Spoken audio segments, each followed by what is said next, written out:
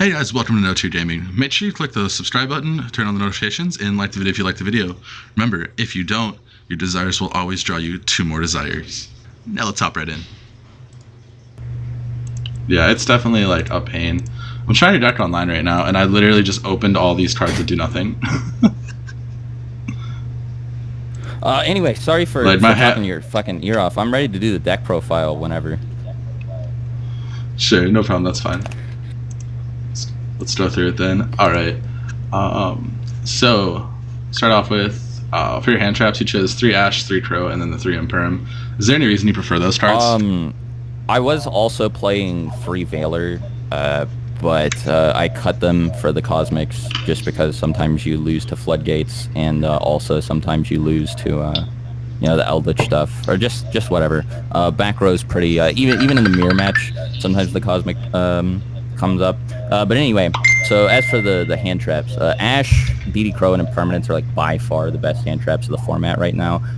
You could make an argument for Gamma, which I have messed around with, but the issue with Gamma is it's really risky to play it with Desires, because like you banish your driver, and then now all of a sudden all your Gammas are dead. One time I used Desires and banished all 3 of my Gammas and then drew driver. So I think that that's glorious. If you want to go for monster effect negation, even though like Gamma is more powerful, Impermanence is like, it's a lot less of a hassle to actually use. DD Crow is kind of self-explanatory. The game is super graveyard reliant right now, and so being able to get rid of your opponent's graveyard resources, you know, without having to commit anything to the field is nice. And then Ash is as good as it's ever been.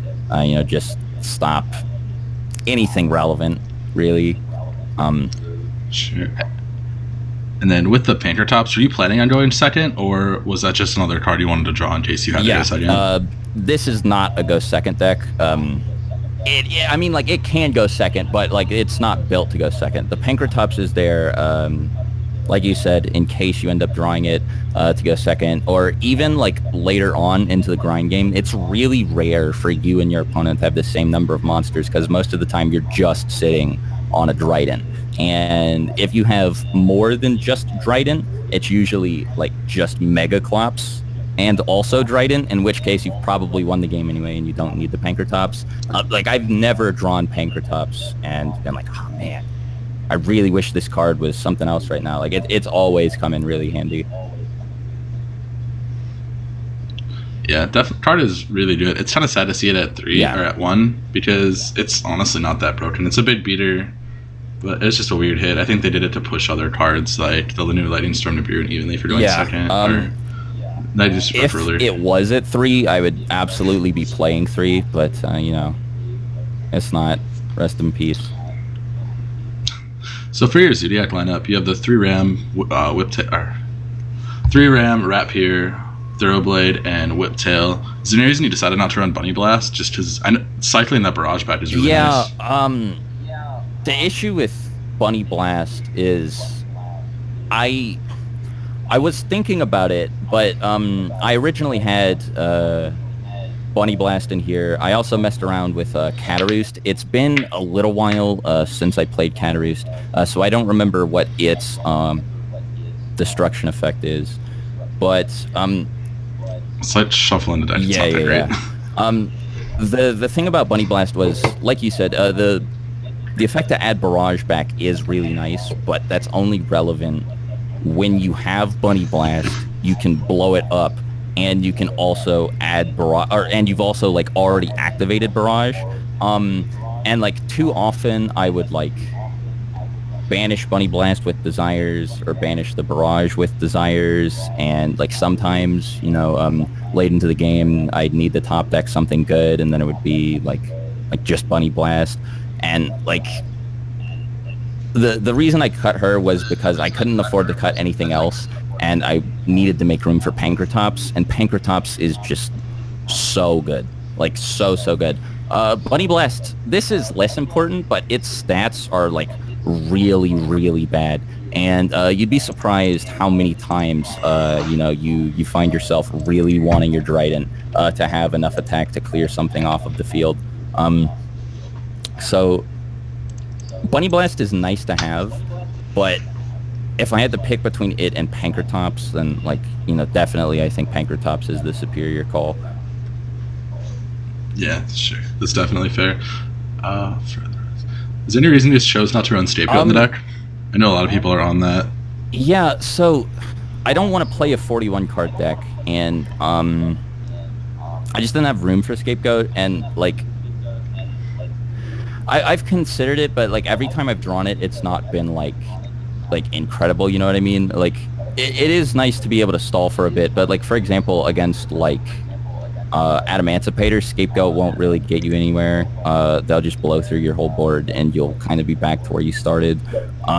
Against Eldritch, it's like it's okay, I guess, but like, you know, you'd really rather it be like the Cosmic, or like Called by the Grave is actually really good because not only does it stop hand traps, but like against Eldritch, if you Called by the Grave their Golden Lord, like they're in a really, really rough position if they're not also playing the Invoked engine. It also works well against Invoked because you Called by the Alistair, and even if they use Invocation to add the Alistair back, they can't use Alistair's effect to search for another invocation for the whole rest of the turn. So, like, I'm also not running enough Link monsters to like take full advantage of Scapegoat. Like, all I'd really be able to get off of it is like Phoenix or Unicorn. Give me 1 second here.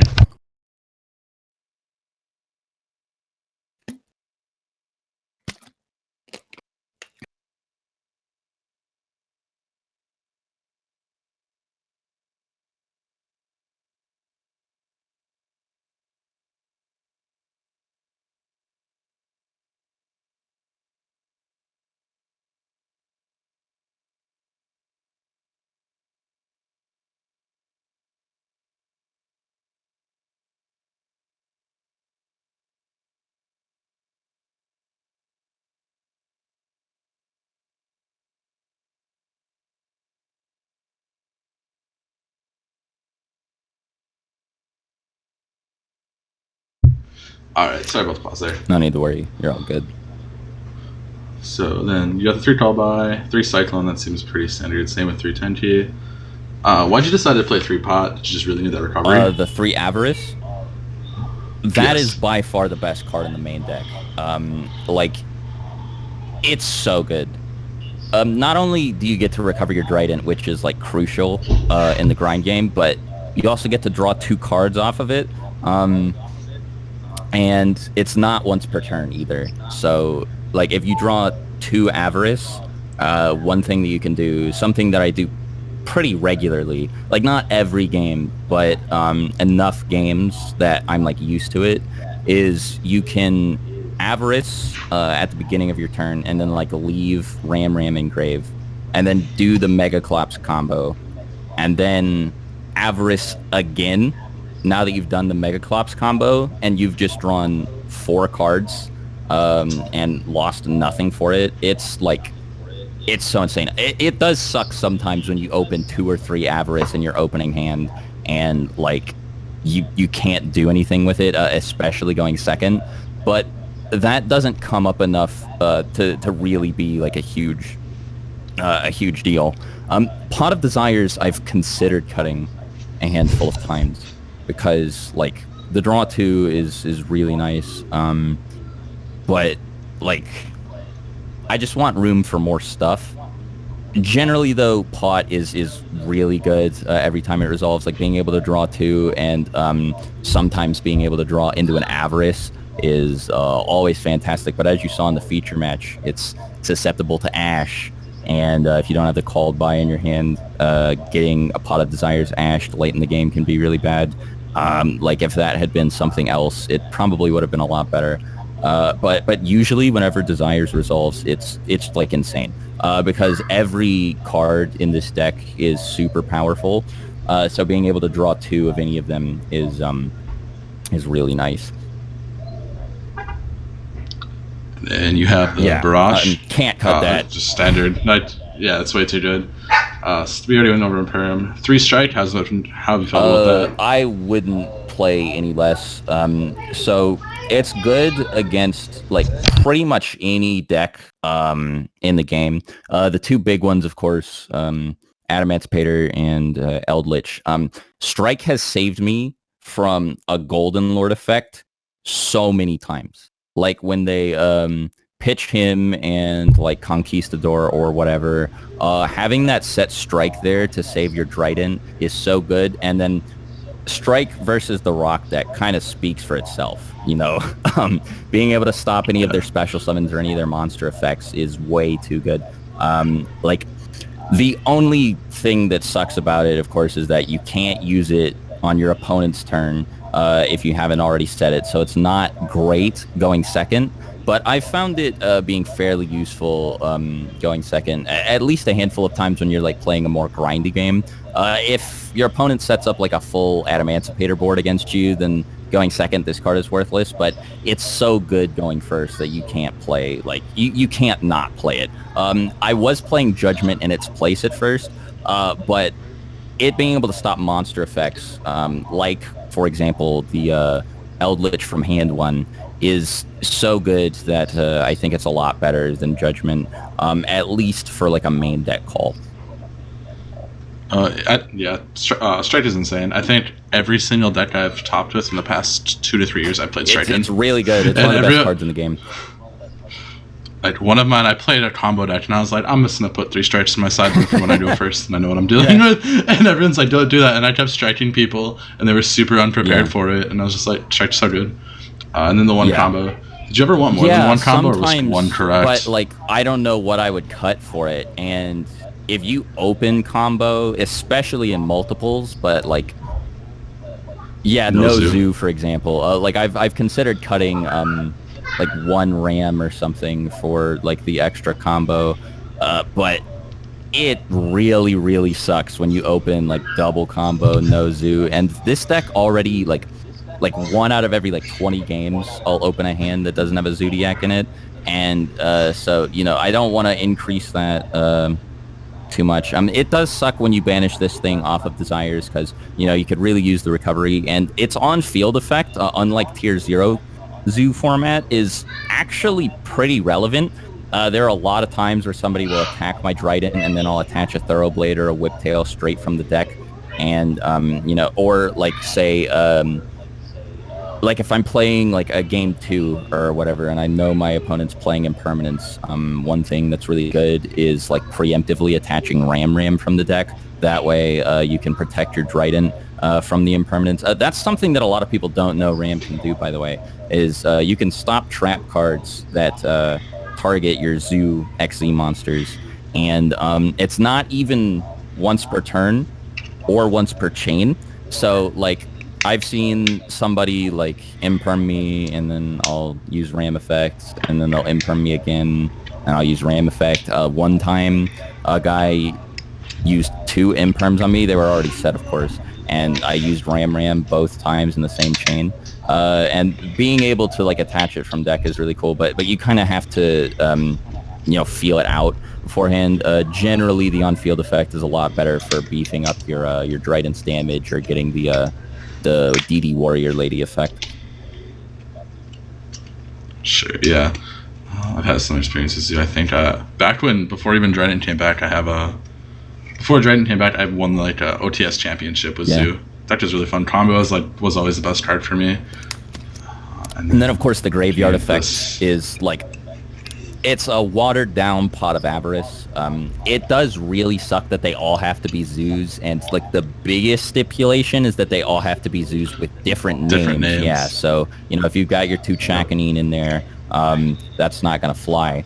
But the fact that it's a trap card has actually come up a handful of times when I've tried to resolve Avarice. Like, when you have an Avarice in your hand and a combo engrave, it feels really good, because even if they ash your Avarice or DD Crow in response to... I guess if they had DD Crow, they would have already DD Crow'd the combo, or maybe they were like holding it for when you use combo effect. But like, if they ash or DD Crow in response to the Avarice, you can chain the combo and then get all of your recycling anyway. You draw 1 less card, but it's still really nice. It you know, it's a nice little bit of like insurance to make sure you at least get one card off of your Avarice.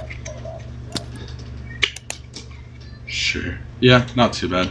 I think that's what I liked about it the most, is it does a thing and then it does another thing. But yeah, I think I'm gonna pull up my Z list. I don't actually play Avarice at all in mine. I did not like it, just because I don't like dead cards turn one. I totally get it, but man, like there have been more games than I can count that I've been saved by Avarice. If I were to cut a card for more copies of Combo, that would probably be the one. But like, the issue with Combo is that you can't rely on hand traps to put a 5th monster in your grave. So, like, I guess you can get to a 5th monster without summoning 5 times using the on-field effect of Combo.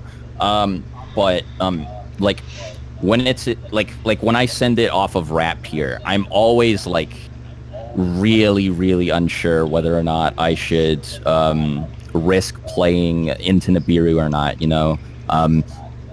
So like, also again, being able to draw an extra card is a lot better. You know, the second card can make a whole lot of difference sometimes, but I can totally see the argument for just playing 3 Combo and not 3 Avarice. Yeah, I think my build is a lot more aggressive than yours too, so that's why I did that. Did you look at the one that topped the LCS last weekend? No, I don't think so. The one that top 16.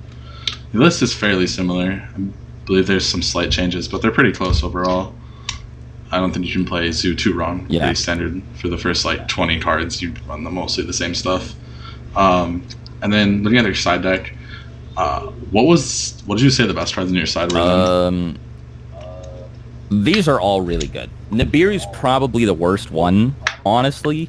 But like, I don't know what a better call would be, because for a while I messed around with the Macrocosmos Trap, the different dimension. I don't remember what it's called. Different dimension. Yeah, that one. And so it was pretty good sometimes against like Adamantipator, right? But so generally the issue with that is you want to like shotgun it in the standby phase, and even if you don't, like, well, so one of the things that happened to me was I shotgunned it in the standby phase, and then somebody lightning stormed me.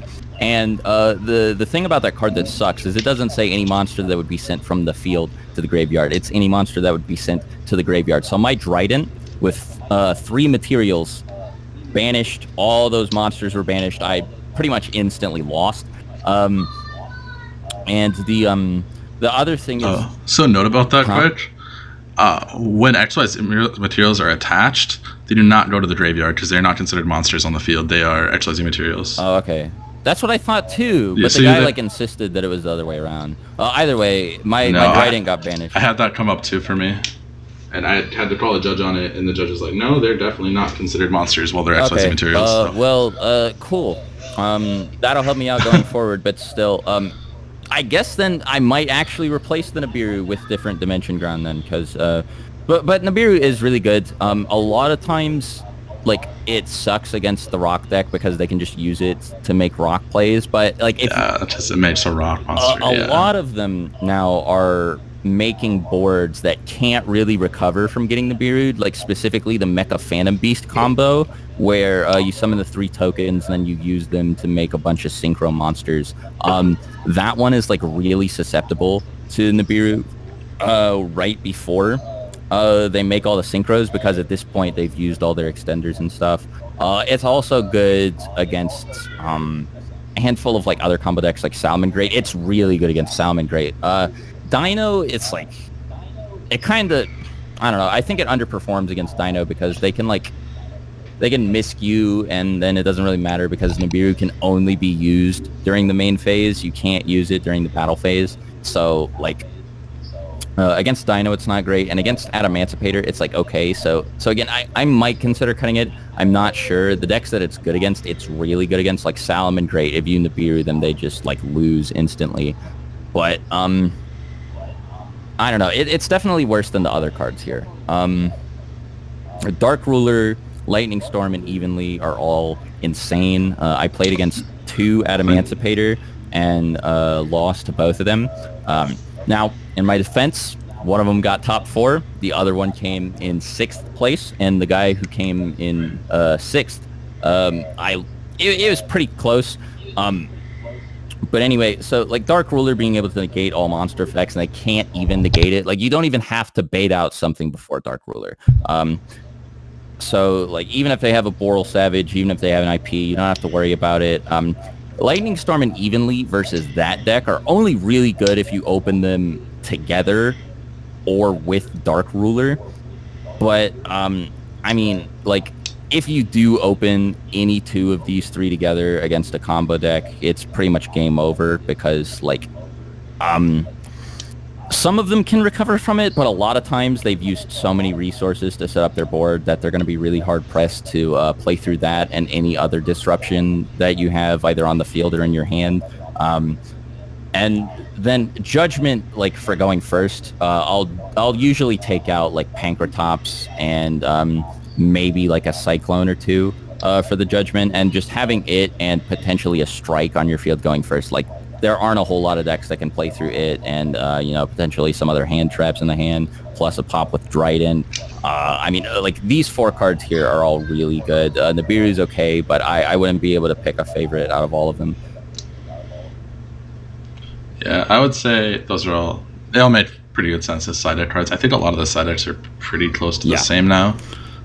Some people were experimenting before and, you know, trying to mess around with some spice, but I think that like you have to play Dark Ruler Evenly and Lightning Storm this format.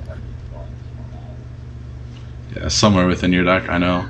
I was maining Storm myself with Thunder when I played it at a lot of people are maining Dark Ruler right now, and I don't blame them. It's actually really good against my deck, like if I go first, unless because I don't main deck Judgment, so like game 1 Dark Rulering my Dryden like really sucks because you can't pop anything with him or with her, and she also goes down to 0 attack or defense, and you know Whiptail becomes irrelevant, and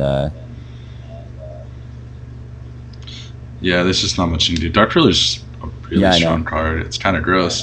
It's like a necessary evil, but it also sucks that you can't play decks like the Zoo here against it either, because they're like, even though you're mostly back row, your one monster is really key, and it just gets shut off. And I expect the card to go to like 1 or 2 at some point. Like if Pankratops can get limited, surely Dark Ruler can. I think it is a necessary evil though, because if you don't have Dark Ruler in, you know, a format like this, like Adamantipator can just go crazy. It really turns into, did you win the die roll? No, then you lose without a card like this. Yeah, I know my team chat is, most of them are playing on Adamantipator right now, and their whole thing is like, how do we make it so we don't just lose to Dark Ruler? I would side Judgment. I played a little bit of Spiral last format, and siding Judgment was really good. I think they're on a pointer right now. They're trying to play a pointer, and then one of the guys he's trying this really weird card called Tackle Crusader, so that if your opponent does clear your board, you still flip one of the guys face down. It's very strange, but it seems okay. But yeah, the card kind of just like warps the format around it, so you have to expect to deal with it. It's the same with Nibiru. A pointer is really annoying against Dark Ruler, I'll say. Like if they have 2 negates on field, which is pretty standard for them even through disruption, and in a pointer set, you kind of just lose. Like you have to draw like all 3 or one of them in multiples, you know, Dark Ruler, Lightning Storm, and Evenly to break a board like that. And if they put all their monsters in defense position, like a lot of Adamantipator players are starting to do, then the Lightning Storm doesn't even do anything. Yeah, it's just Lightning Storm is really good. There's a little bit of counterplay for it, but the fact that it hits both back row decks and monster decks, it's just, I feel like that card should either be banned or just be at 1 at most. A lot of these like Ghost second cards are just way too good for what they are. Like Nibiru, Dark Ruler, and Lightning Storm, their auto includes in like everything. They're just so strong. The lamest thing about Lightning Storm is you can't use it if you have a Tinky, which fucking sucks, right? Like I have drawn it late into the game with a Tinky on field twice now out of the like dozens maybe like, I don't know, maybe like 100 plus games I've played with this deck since the beginning of the format. And both times I was just like, fuck, what do I do? I actually think one of those games was in the tournament yesterday. It may have been during my feature match that I had 2 Lightning Storms like in hand. No, it definitely wasn't feature match, but it was sometime during the tournament yesterday that I had 2 Lightning Storms in hand with a tanky on field, and I couldn't do anything. Yeah, I think my roommate, when he sides Lightning Storm and he preemptively pops the Tenki with Trident on turns he doesn't have to use it. Like turn 1, he'll pop the Tenki with Trident and then let the opponent go, just because he doesn't want to have it lock him out of the storm eventually. Or the I guess that's a good idea. Now maybe this is just a personal thing. Maybe this isn't actually like a good mentality to have, but I'm really, really, really conservative with my Trident materials because I don't like having to detach main deck Zoo monsters because like when your Trident gets to 0 attack, like you can't really do, like you can control the board and stun your opponent, but then you can't damage them. And also, like, you know, once you start detaching like Thorough Blades, or if it's in defense position like Ram, it makes it so easy for them to beat over the Trident, which you absolutely don't want. So I would be hesitant to blow up a Tenki, but like if you've got Lightning Storm in deck, it's probably worth it. Yeah, it's definitely like, you don't want to waste material, but you also want to like screw yourself over later with the Tenki still on board. At 100 boost is still really nice too, so it's only something he does when he's like going into game 2 or 3 and he's made to go first. I almost forgot about my extra deck. I haven't talked about it yet. The Zoo lineup is pretty standard, so I don't think I have to talk about it. Same with the Mega Clops. I was playing 2 Mega Clops, but I've only made both of them once, and it's kind of just like a win more situation at that point. Yeah. The other cards, so Phoenix and Unicorn are like, I can't cut these. They're fairly standard. Mrs. Radiant is like alright. I've actually taken advantage of the attack boost a couple times, and it's one of the reasons I could see I could justify playing Scapegoat. So all 3 of these other links are you could probably make a case for playing Scapegoat in the deck just to include these, or just to easily make these, especially the Earth Charmer. She is so crazy in games where she's relevant because there's no like stipulation on the monster you summon aside from the fact that it has to be Earth. The other day, I stole my opponent's Sheki Naga, which like, I mean, I didn't get to use the effect, but you know, the 2800 beater is like really crazy. And then, you know, like in other cases, you can steal like the rock deck stuff from them. Like, you can take their block dragon, but you probably don't want to do that just because, like, you know, if they get rid of it, then they get to search a bunch of stuff. I was more thinking like you can grab Necrotops with it too if you get it in one of those matches. Necrot's insane. Yeah, if exactly. You grab it. So you still get the pop effect too. Like this card doesn't come up like super often, but when it does, it's like really, really good and can completely like turn the tide of a game. Darumadal is like, in theory, like necessary. He's not like the best cards ever. Being able to pop a card is pretty good, but you have to blow up one of your own cards. Typically that's tanky, but like if you don't have a tanky, then you can't take advantage of that. And like the other thing is he can recycle any of your zoos even if they're banished, which is like a huge deal because a lot of times you'll be in a pretty rough spot if somebody DD crows your Trident. So you're like, okay, well, how do I get it back out of the banish pile? And like without this guy, you really can't. The only other way would be to play like Omega, which you don't play any tuners in this deck. So that's not super practical. But the issue is it's hard to beat over anything in battle with this guy because he doesn't have a lot of attack, right? Yeah, 1500's not enough. His boost is like generally 200 at best. So I don't know. I haven't procced his effect, I don't think, ever actually. The one time that I did blow up something, or like kill something in battle with it, I didn't have anything that I wanted to add back from my graveyard to my extra deck. So, like, it's never really been super useful, at least not for its intended purpose, but, like, I want to keep it there just in case it ever is something that I need to resolve. Yeah, and testing for my roommate, I've called by his Dryden, and his only option pretty much from there is to make the Dermidol, which he does play the Scapegoat, so it's a little bit easier to make, but... I may mess with a build that gets rid of Avarice in place of 2 combo and the Scapegoat. I don't really know. I'd really rather cut Desires than Avarice, because Avarice is just super good, but...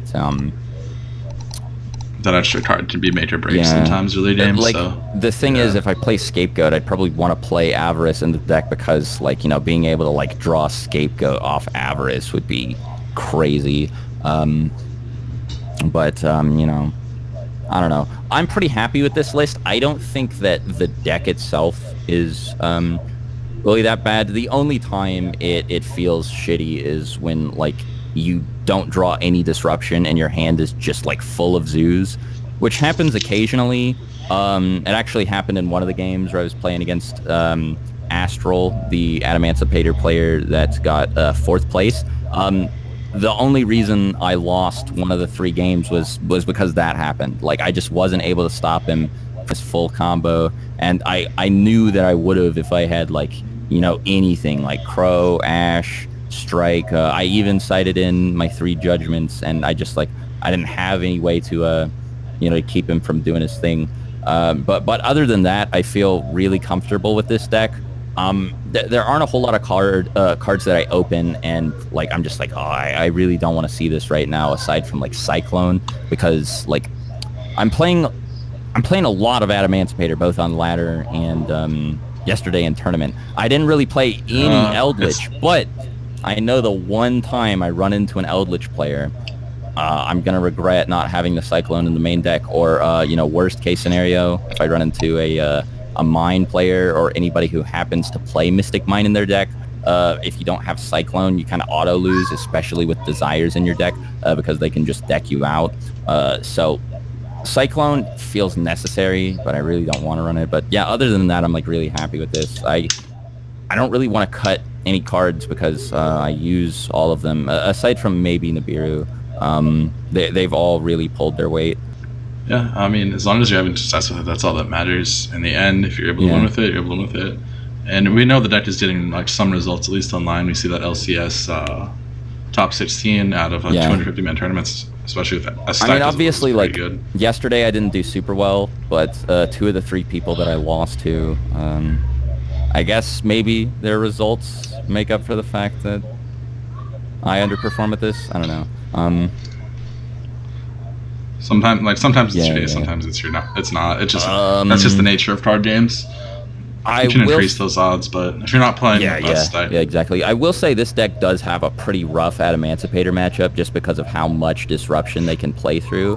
But, you know, sometimes you're able to just outstun them, or stun them out so that they, like, can't do anything.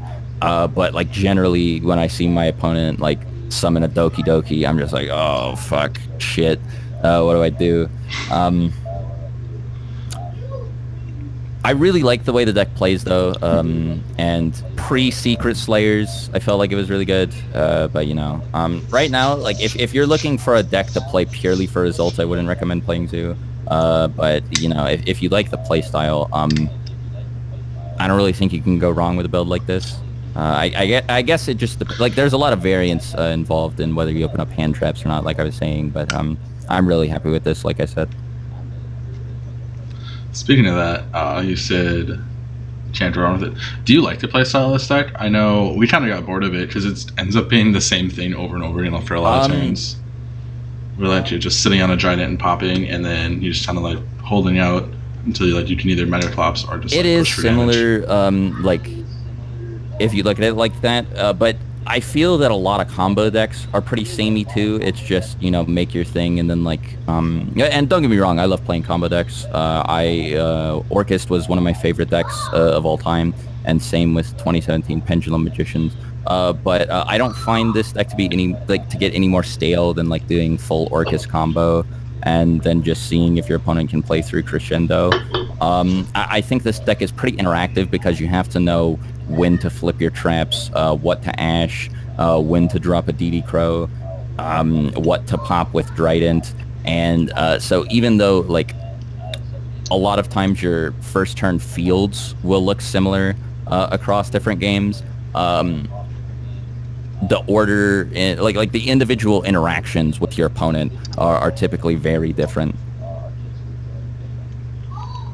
Yeah, I think that makes sense. I think that's how a lot of control decks end up being, where you don't really do that much, but it's how you interact with your opponent that allows you to kind of outplay them. Have you looked at playing the Symbol Skeleton inside of here? Wait, what does Symbol Skeleton do in Zoo? You use it to help you make your Metroclops. Yeah, that's so actually there's a list, pretty good. I believe. I might mess around with that. I don't know. Yeah, there was a one in, I believe, February when there were still events going on. Zodiac player who got top 8 before Barrage or Dryden even came back, and all he was doing was playing like Metroclops Turbo, and he was playing, I think it was 1 or 2 Symbol Skeleton, and he would just do like Shock 9 summon back, and then he would make the Dendricio on top to either remove a card or just protection, and then he would Symbol Skeleton it back every turn and just keep reattaching the same Symbol Skeleton. Yeah, that's pretty good. And then he would link away with it. Yeah, that is... Huh. I'll definitely have to consider it. I want to play Orchest for the next tournament because we're going to have Mech Gearsu legal. And yeah, so like if you added in some Mech Gearsus on top of the Symbol Skeletons, you might be able to make something work. It's also a level 4, which I guess is kind of relevant if you have like other zoos already on field. Yeah, so they're going to have something other than Recite through summon, which is really nice. But yeah, I guess I don't have anything else to really say. Sorry if I sounded scatterbrained throughout the profile. Like I said to you earlier off camera, I'm pretty tired today, but yeah, no, definitely, it's all right. I think, yeah, that just about covers everything on the list, for at least on your deck list for now. Looks pretty solid overall. Hopefully next week you can place better with it. Are you set on playing the Orchest, or are you still gonna try the Zoo? I might mess with Zoo Orchest next week actually, because that skeleton tech sounds like really good. Because like especially like if you draw it like late in the game, you can just like normal summon it and make a Galatea. You summon the ding, you get to clear them, and it's only like 3 cards total committed in your deck, which is pretty nice, including the extra deck. Yeah. I guess other than that, I don't have much more to say either. Alrighty then. Alright. Well, have your rest of your day. Get some sleep. Thanks. Appreciate it, dude. And thanks. Bye, everybody. And I'll start the program, everyone.